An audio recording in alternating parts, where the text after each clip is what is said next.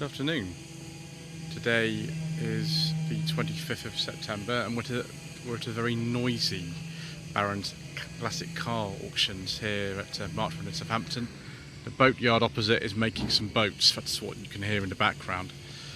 So we'll have a look around. If we get things wrong, if I fall over, if I just only make a hash of it, then I'm afraid it's just the way that it goes on this channel. What we would have seen in the thumbnail, the first car that's actually in the listings, lot number 104, is this 1983 Nissan Sunny 1.5 GL Coupe. Last MOT on this car was actually in 2019. There are a couple of rust spots, but they don't look very serious, to be honest. The best thing about this car, it might be open, it might not be. No, it's not open. Is that it's done 13,000 miles from new. That's right, 13,000 miles. It's still in this kind of in-between period as far as Nissan and Datsun are concerned, because it still has the Datsun badge on it. I think that changeover occurred between about 1983 and 1986. But yeah, there's no reserve on this. It's quite tempting. It's got no MOT, so that's a bit of a problem, but it looks very nice. I'm actually really surprised that this is here, but you know, never mind, we'll see how that does, shall we? Next is one of the very cheapest MGB GTs I've ever seen. The estimate on this is only £2,000 to £3,000. I think I know why that could be. I mean, that non-standard grille, the sort of paint and things like that probably explain it. I mean, yeah, you can pick up one of these for a fair bit more, but that actually looks like quite a solid car to me. If I look at the description here, paintwork's not very good. They've sort of omitted that, of course. They're pretty good actually describing the cars accurately here. It actually was a hill climb car, funnily enough. No carpets, no headlining, overdrive is working. It needs, yeah, a bit of restoration, or I suppose you could use that as like an off-road competition car or something. Don't technically need an MOT with one of these because of the age of it. I'd recommend that though. But yeah, £2,000 to £3,000. Next here, lot number 106 is a Mercedes SLK. This is a 320, so it's got the V6 engine. It's actually a designer edition, this one, a limited edition. This is in superb condition. First owner had this car for 23 years, so that's actually until this year. The guide price on this is between £6,000 and £8,000. As long as the roof works and everything, I'm sure it'll be fine. You know, rough ones, these are far less than that, but look at this colour-coded interior. It's not really to my taste particularly, viewers, but I'm sure one of you will think that that is amazing. One of the specialities at Barron's Classic Car Auctions seems to be Mark II Jaguars and their variants, and there were many. This is one of them. It's a Jaguar 240, which was like a stripped-down, run-out model of the Mark II. There's also a 340, but this is the lesser of the two. But that does mean between £6,500 and £8,000 is the estimate, lot number 107. Now, it's not a perfect car by any means. I mean, this door's going to need some attention, for example. Got little bits of sort of rust around the wings, but considering the price of Mark IIs these days, and this essentially is one, just with some slight changes, I think that's pretty good. Let's try the interior actually, because it might be open. There we go, look at all that wood. Oh, it smells good too. You can see the paint is probably from an older restoration or something, but I don't think that's too bad. 1973 Volkswagen Beetle, left-hand drive, lot number 108. Guide price on this between £5,500 and £7,000. I think this would have been imported many years ago and put on the date of it, the import. That happened before about 1981, so an older import. Actually, this looks pretty good. Guide price between £5,500 and £7,000. I've seen loads of these with just sort of rust everywhere, but that looks pretty solid actually. See if this is open. One of the ways you can tell with the Beetles, if there's stuff going on, is the door's hanging down. Needs pulling up to close. This one is absolutely fine. There we go. Excellent. Ford Model A Coupe, 1931. Guide price £14,000 to £18,000. Lot number 109. It's even got some interesting sort of windows like that. I wonder what those were for. Maybe sort of quarter light type things. This is really a bit too old for my kind of thing, viewers, and I don't really know much about things like this, but I do know we've got a dicky seat, which is interesting. I think this one was in last month's auction. Can't quite remember actually. There's so many cars they list here, but yeah, that looks really comfortable. If you were sort of, you know, into sort of vintage stuff, which is it, then that could be worth a look. One of the other late variants of the Mark II Jaguar platform was the Daimler V8 250. It started life as the V8 2.5 litre. Daimler's own engine, 2.5 litre V8, designed by Edward Turner. It was also used in the Daimler Data SP250. Like the blue 240 behind it, this is a 69, so it's one of the very last. I think it's been used as a wedding car at some stage. Take a look inside if it's open. No, I prefer a beige leather interior, as you know that. But this one is still very nice. If anything, it's even nicer than that 240 because it's up a bit of a higher spec. This one's an auto. The thing looks pretty good under there. Right-hand handbrake. I've got some sort of rust coming to the bottom of the door here, but it's not quite as bad, I don't think, as on the 240. Estimate on this is between £12,000 and £15,000. Very nice. So that was lot 110. Lot 111. This is a Marcos. It's a 3000 GT from 1969. 3 cars in a row from 1969. Might have lost in pounds or something. So reach down to get in there. My gosh, that's... wow. That is low.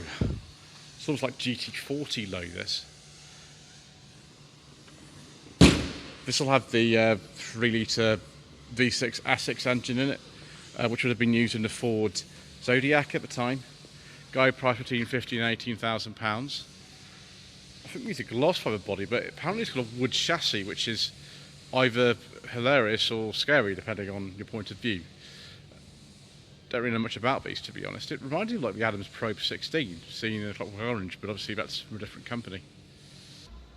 Lot number 112, 1983, Mercedes-Benz R107 280 SL. I'm getting some sort of Dempsey and Makepeace vibes off this. Paintwork on this car is not perfect. It's actually not that bad, really. Interior looks very, very straight. Estimates between £13,000 and £16,000. Smells good as well. There is the hard top which comes with it.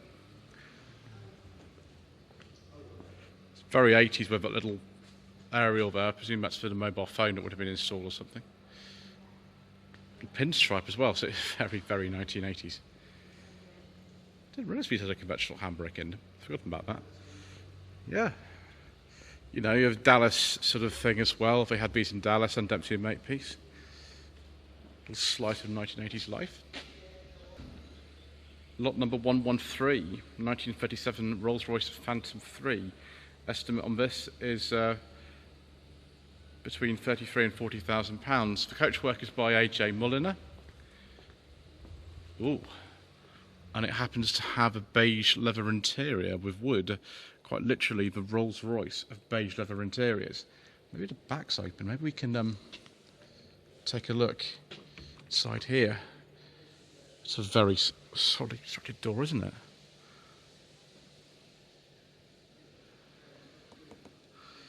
Wow. Look at this. You feel like the king in here. And those little jump seats for people looking after you. That is absolutely beautiful. Not very practical for somebody like me, but I mean, amazing. Got the advanced and retard controls on the steering wheel as well. Very nice. 1966 Reliant Scimitar SE4, apparently with the straight 6 engine. The number plate says 1965, so I'm not quite sure about that, but there we go. This is in really nice condition actually. 50 to 18,000 pounds up to the other cars here. The later ones I think had an SX engine. This I think is off a different car, but it's straight 6. Look at that. Wow.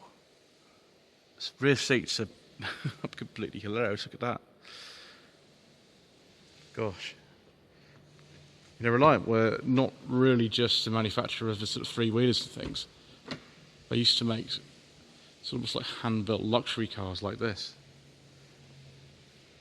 Isn't that superb? Someone's even fitted a kind of modern, sort of old-look stereo to use Bluetooth and things in it. That's a very pretty car, isn't it? Lot number 115, 1991 Porsche 928. It's probably not the same one that was used in Top Gear, is it? That was a manual, and I think that car's still in South America somewhere. This one is right here. It's an auto. Guide price on this is between £9,000 and £12,000. Just really have a look at these. I think the latest ones of these were made about 1994, so it's quite a late one. It's got the sort of later mirrors and things on it. Just imagine actually sort of cruising the continent on this. That's what they were designed to do, these. These were long distance cars, not so much the out and out sports cars. But yeah, I can imagine using that for that sort of purpose all the way down to south of France or something.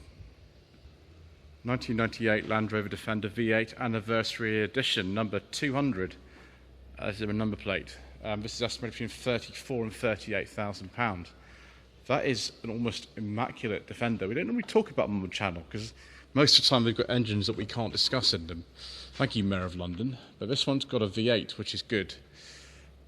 Massive fuel consumption, but never mind, you don't care, do you? Got an Allegro or Marina indicator and wiper stalks. And we've got the automatic transmission in this one. It's a 7-seat, I imagine. Actually, no, but I don't think there is a seat you can put in there. Usually you have an option to put the middle seat in, but so it's only 6 seats in this one. It's in really, really stunning condition, this. Wow. Yeah, apparently only 385 of the anniversary edition built. Excellent. That was 116. This is 117. Ford Mustang 2005. Shelby Super Snake replica or clone. Estimate between £11,000 and £13,000. Oh, 5-speed manual. I hope we've seen this one before, actually, viewers. I don't know what it's still doing here particularly. It seems to me to be a sort of reasonable price for something like this, at that sort of estimate. Not really exactly the sort of thing that I'm after, but, you know, people really like these, don't they? More my kind of thing is this 2001 Aston Martin DB7 Vantage V12. Estimate between £19,000 and £22,000. Lot number 118. Let's not trip over that Hoover, viewers, despite the fact many of you probably want me to. We have, very nice cream or beige leather interior with wooden piping. Yes, please. Wow, look at those carpets. I don't really mind if we've got Mazda interior door handles, do we? We don't mind about that. It's a car like this. Oh, that's quite tasty, viewers. Gonna have to go and have a bit of a lie down, I think, after having seen something like that. That's very nice. 1965 Jaguar E-Type Series 1 Roadster in red with a beige leather interior. Left-hand drive, this one, estimate between £17,000 and £85,000. The E-Type I drove in 2020 was this colour, was 65, but it was a 2+2. This is an early 4.2. That gearbox looks like it's been changed. Just have a look at the extra information here and just see if that gearbox has been swapped out. Yeah, it's been swapped out 5-speed, probably Quaith or something like that. Makes it a bit easy to drive because the original Moss gearboxes don't have suppression first, which is not really the kind of thing that I'm particularly keen on. But yes, that is rather nice indeed. Lot number 120, 1952 Raleigh R&B 2.5 with less than 100,000 miles on the clock. Again, I think we've seen this before, haven't we? Estimate between £8,000 and £9,500. So yeah, we got patina. Can't see much rust or anything anywhere. Open this door. Opens really silently. The interior could probably do with a retrim or something, but look at that wood steering wheel.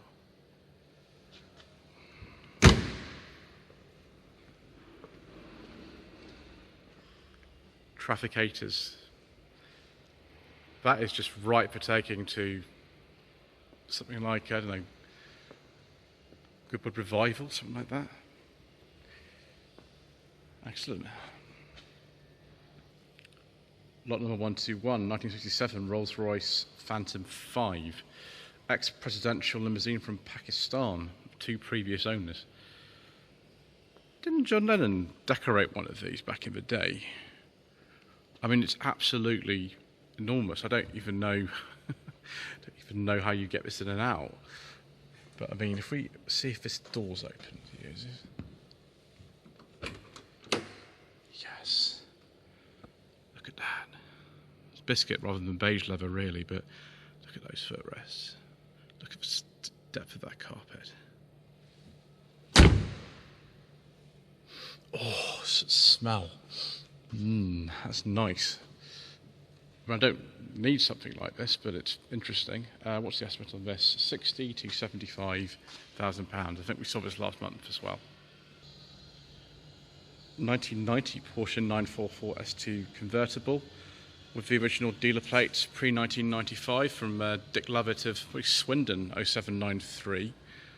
This is in very nice condition, probably cream leather rather than beige leather, no wood or anything. Porsches don't really go in for wood. I think we need to do something about this windscreen, don't we? That would probably be a good idea. Estimate though is between £5,000 and £7,000, which is also, it's almost sensible second-hand classics money. I knew you could get a 944 for about that sort of money, but I didn't realise it would be one as nice as this. Obviously the end price will be on the day, won't it? Lot number 123, 1988 Porsche 911 Cabrio Sport, estimate between £38,000 and £44,000. Hood looks good on this. Quite a different proposition from something like that 944. I think probably for me, I would probably go for 944 or 928 over this. But we've still got cassette storage solutions and all the sort of 911 things. This one's got a 5-speed gearbox in it. Pedals obviously in a weird position, rev counter in front of the driver. This is before the 964 generation came out. I think it was either later in 88 or early 89, I think that came out. But that does look in very, very nice condition. If you're after a 911, then it might be a good one. One of the things I'm always very aware of when coming to Barron's Classic Car Auctions is that there's something for everyone. There's that old Sunny out there, which is just being kind of run and tested at the moment with no reserve, right way through to this 1991 Lamborghini Diablo, which, it's estimated between 140 and £160,000. My memory serves me correctly, they've got these scissor doors on them. Let's see if this one is going to open. Ooh, here we go. Got to do this with one hand. Yes, I can. There we go. Don't think I've ever opened a Lamborghini door myself. Oh, that's going to require something to put it in place. Be very careful. There we go. And look, it's our old friend, the Austin Allegro Morris Marina indicated on wiper stalks. Gated 5-speed manual, cream leather. Just let that carefully drops. There we go. Yeah, I mean, I could never afford something like this in my views. Would I like to drive one? Yeah, of course I would. But that does look like a very nice car for someone. I can't see any marks or blemishes on it or anything. Wonderful. Something altogether a bit cheaper here. A 2007 Westfield SEI W on the Q plates, so maybe would have been built by somebody. Estimates only between £8,000 and £10,000, so quite a lot cheaper than Lamborghini. That sort of screams to me track car day. Someone's even fitted some LED headlamps to it. Excellent. Lot number 126, 1972 Aston Martin DBS V8 Auto. So late DBS. The later cars were just called V8, I think. And here is the V8. Aston Martin Lagonda written on it. Estimate between £40,000 and £45,000. This has been around for a while, this car.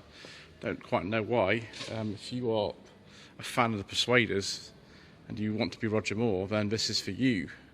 The boot lid is not signed by Roger Moore, unfortunately, like the one that was used in the series, but never mind. I wonder if that's actually open today.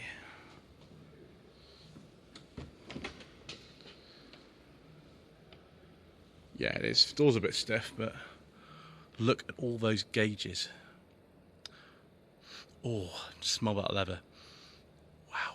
It's been interesting in the south of France when they were filming the Persuaders in 1970 and the smell of that leather. Amazing. 2010 Dodge Challenger 6.1 SRT with upgrades. Estimate between £18,000 and £22,000. Lot number 127. Only ever made a left-hand drive, I think, unless maybe in Australia they made some right-hand drive ones. Wow. It all looks very kind of mid-2000s Chrysler in here, which of course it is, but I think when you start it up and listen to it, you're going to forget about that kind of stuff, aren't you? Based on the same platform, I think it's the 300C, which means it's sort of distantly related to the old Mercedes-Benz E-Class. But, you know, when it looks like that and probably sounds even better, does that really matter? 1987 Mercedes-Benz W126 420 SEC. The guide price on this is only £7,000 to £9,000.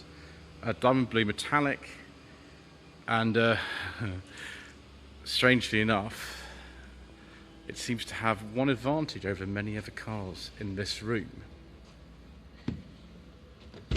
A beige leather interior with wood. I do like a nice beige leather interior. Strange to think that these cars are only worth, you know, about the same as that Westfield there. Don't know why some cars depreciate more than others. Obviously filling that up is going to be a bit expensive, but it's rather nice. More Mercedes goodness here. Lot number 129 1998 Mercedes SL 320 automatic with the panoramic hardtop included, which should be at the back of there. Headlamp wiper action. Facelifted R129. Estimate on this is between £8,000 and £10,000. So very slightly more than the SEC. I mean, I know what I prefer, but this isn't too bad either, is it? 2002 Maserati 4200 Cambio Corsa. Only 66,000 miles on the clock. Estimate between £10,000 and £12,000. Oh, we've got something nice in here, haven't we? Is the automatic one. It's a cream leather interior in this.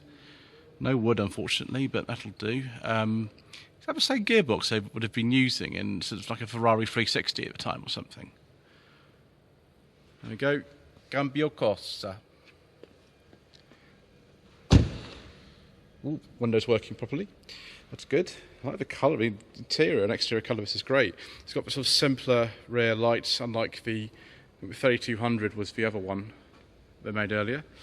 Yeah, I can't say much about Maserati's views, but if you're James Martin of JM on Cars, then that would be rather attractive, I think.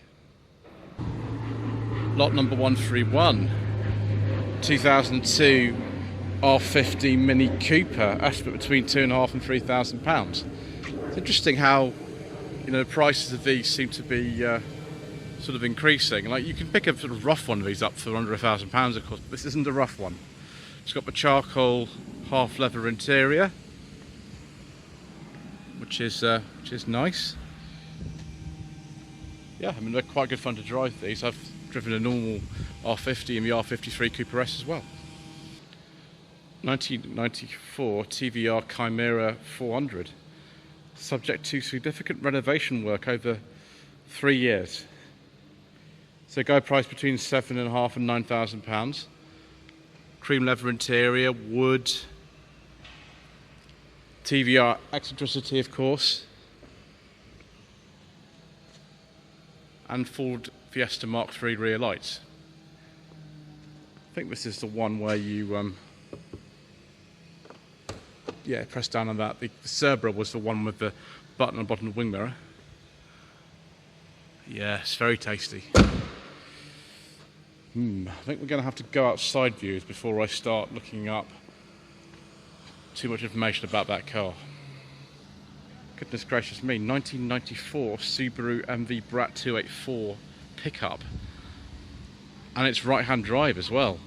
I'd forgotten they made the Brats as late as this. They discontinued in the 80s, but no, that one's not open, unfortunately. Just extraordinary. Estimate on this is between £6,500 and £7,500. I don't think I've ever seen one of these for quite some time, viewers. They weren't actually common when they were new. That is amazing. So, 2007 Mini Cooper Cabrio with automatic transmission, which obviously means it's more expensive. I think this is an R52. It's also a Cooper S, which is interesting.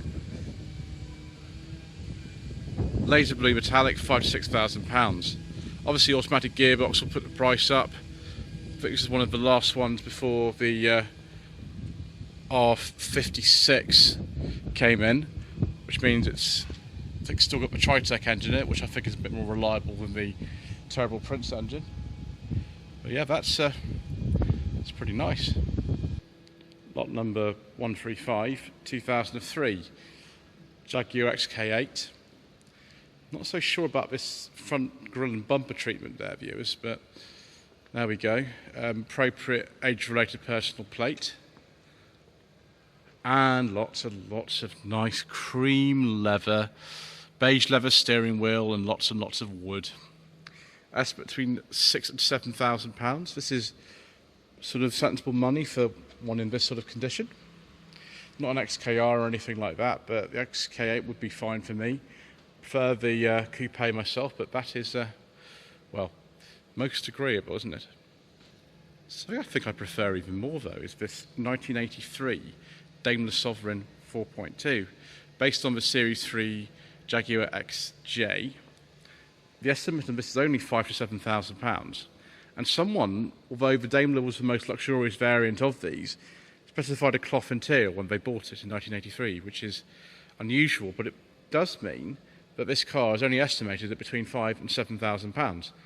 And look at those rugs, typical kind of Daimler stuff, Daimler badge steering wheel, all mod cons. Let's go around the other side and see if we've actually got 2 fuel tanks in this, because you might need that. It's not the V12, those are even worse in fuel consumption, but see if we've got the twin fuel tanks on this one. Yes, we have got the twin fuel tanks. From Stratstone, the sort of name of the Jaguar and Daimler world. We've got cruise control as well. Superb. The appurtenance of gracious living.